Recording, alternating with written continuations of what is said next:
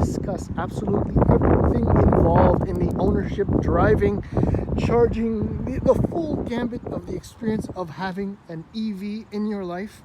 I want to try and keep my video around 10 or 11 minutes, so please forgive me. I will try and do my best. Okay, so what's important to know is that a 2019 LEAF SV retails for $42,298. Now, what's important to note is that it is currently the only version that you can purchase that includes a 40 kilowatt hour battery and a 110 kilowatt electric motor. That means that all other trims are LEAF Plus. So that means you get the 62 kilowatt hour battery as well as the 160 kilowatt motor. That more or less works out to 214 horsepower, 250 pound-feet of torque. I'll tell you a little bit more about that in a few moments. So the LEAF S, which is above the SV because it's the LEAF Plus. So let's just say S Plus. It starts at $44,898. Now, what you have to do is forego a few things like 17-inch wheels, fog lights, Nissan Connect, or whatever, and roll on 16s. But you get the big battery, the big motor, and I think it's a big worth it. Moving on, the SV Plus, $47,898. And then there's this car, my tester, the $50,898 SL Plus.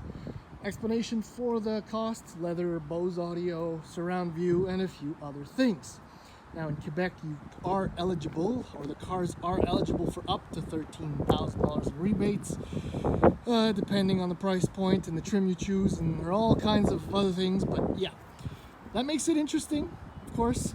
I'll tell you now, and I'll repeat myself, with the 62 kilowatt hour battery, you get 363 kilometers in range.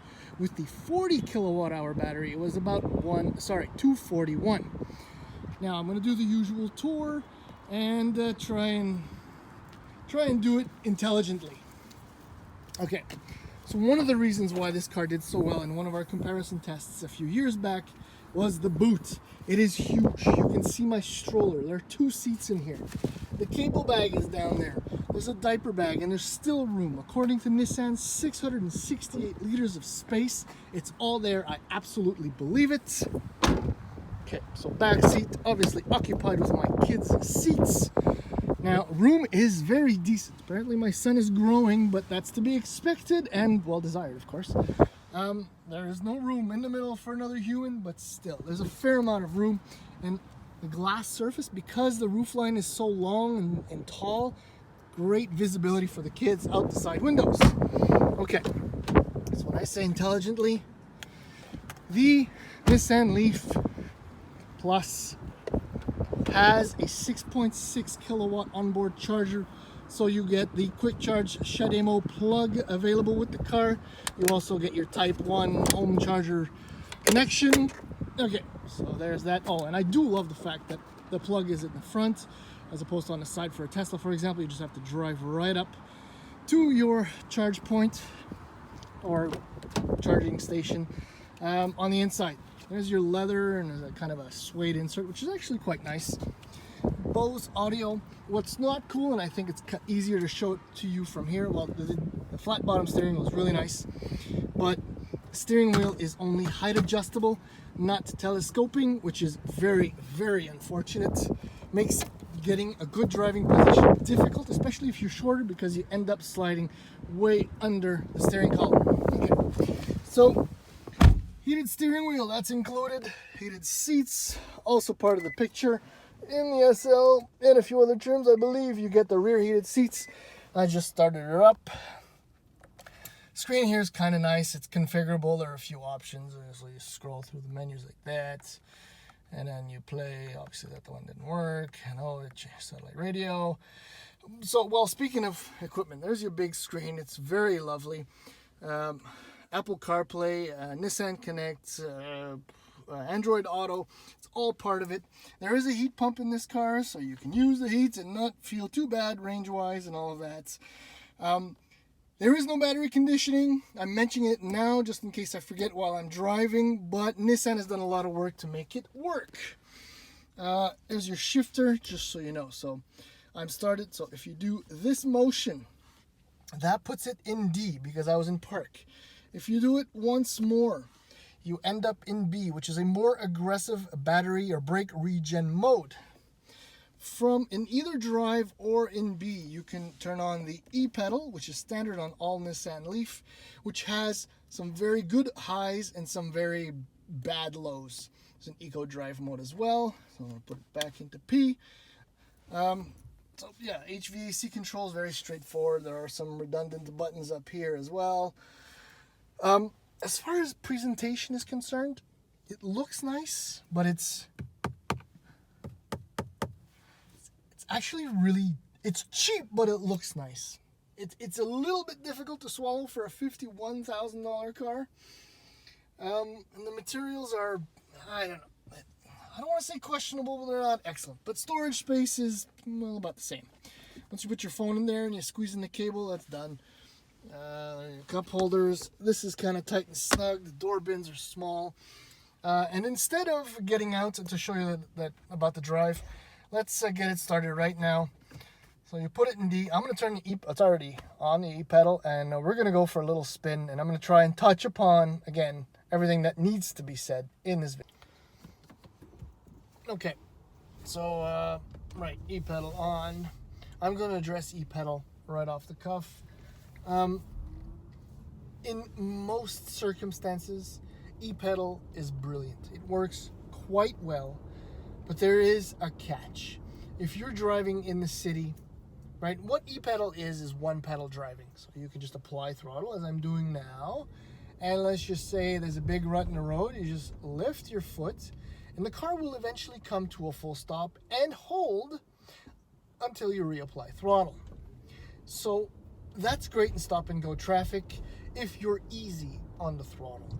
In a situation where, example, you say, oh, release the pedal too late and you get on the brake, you will notice that there's a conflict, in fact, between the physical brake pedal and the braking or the regen braking being produced by the E pedal. There's close to 2 inches of travel. There's close to 2 inches of travel before anything happens when you're applying the brake, which can be slightly alarming if you're going a little bit too fast.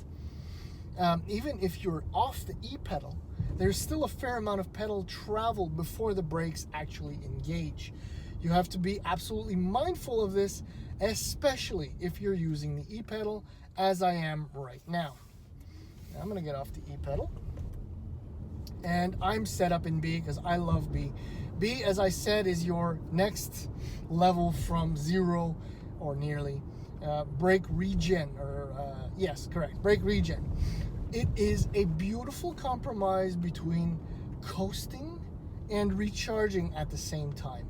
It's not nowhere near as abrupt as the E pedal, but the car will eventually come to a full stop as well, because this is an AC synchronous motor and not a permanent magnet motor. And I seem to have found construction. Okay, all right. Well, this will give me a chance to tell you about the drive and the suspension in this car, which is actually really smooth.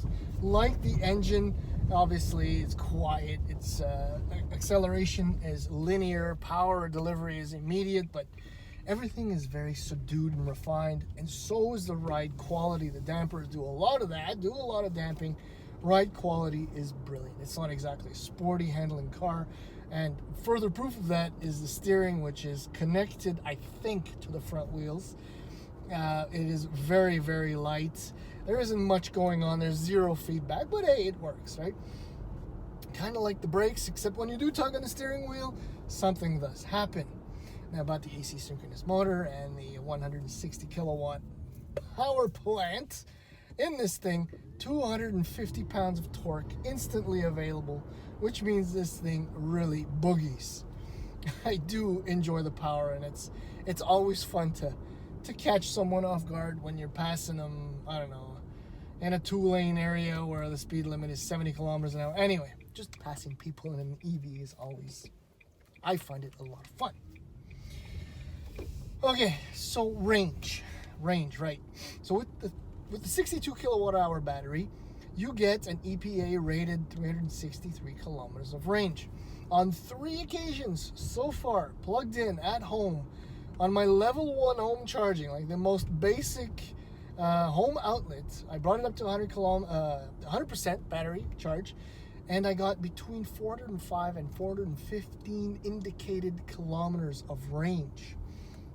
Which means, and this is my opinion anyway, once you reach that 400 kilometers of range, that's your absolute beautiful sweet spot.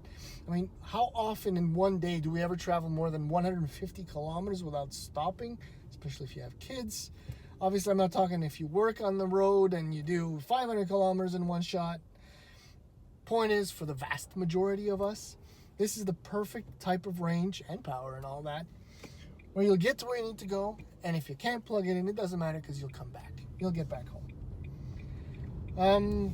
So about the charging, with the 6.6 kilowatt onboard charger and the ability to charge on a level 3 charger, this car can recharge itself from about a 5% state of charge to about 80% in 45 minutes. Which, yes, it's twice as long as a Porsche Taycan, but this car costs 1/3. So you're actually getting your money's worth. All in all, the LEAF is still an excellent purchase as far as the EVs are concerned. Now that we've lost the e-Golf, kind of, because this is the ID3. But you can still buy it, but anyway. We're about to lose it. The Chevy Bolt now has a little bit more range than this, indicated. My heart does go out to the Kona EV, though, I must say. For design, for performance, for just the whole package. But this thing is still a very, very good option.